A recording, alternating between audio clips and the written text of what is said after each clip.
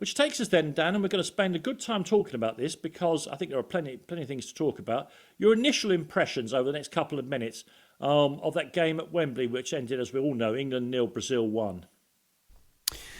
A tad disappointing. It was quite an intriguing game. I enjoyed it.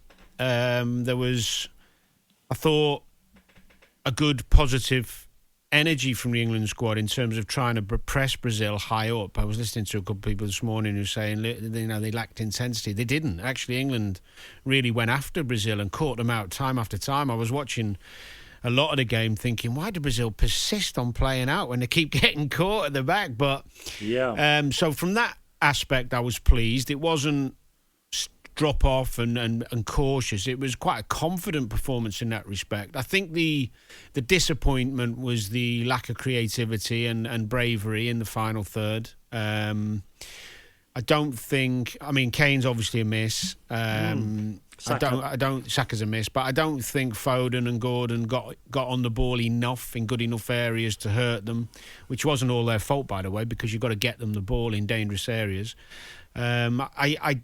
I thought that Bellingham was marshalled quite well, actually, as well as I've seen. Brazil had set up deliberately on having different men make sure they got around him as soon as he got the ball, and clogging him. Yeah, and I think, let's be honest. Well, the thing with the lax refereeing meant that they could keep doing it till they got a yellow. Yeah. I've heard a lot of people say, Paquetá could have got sent off. It should have been sent off. It's like, well, he wouldn't have kept fouling him if he got a yellow earlier, would he? The fact then Bellingham would have been freer to use his talent. So that was a little bit disappointing in terms of the refereeing. But if England won 1-0, lost 1-0, it doesn't change my perspective on where we're at and what we are.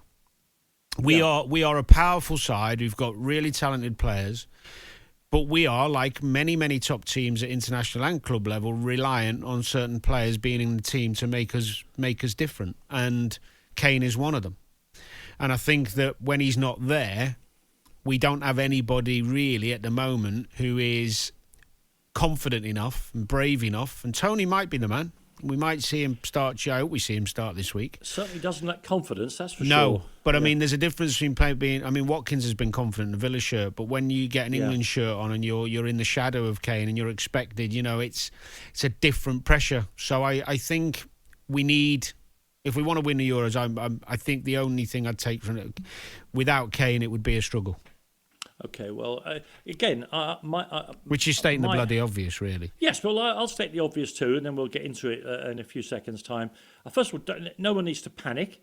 No. A Brazilian team whose decline had been overestimated by many people have got loads of tremendous forwards, and it just reflected what's been a recurring theme, Danny, of Gareth Southgate's reign. We've never had a central defensive partnership that's inspired the whole team to feel utterly confident. And as a result, there's been a kind of messing about, that's not the right word, it's been a kind of trial and error approach to who plays in the middle of midfield. On AM, on DAB, via the talkSPORT app and on your smart speaker. talkSPORT.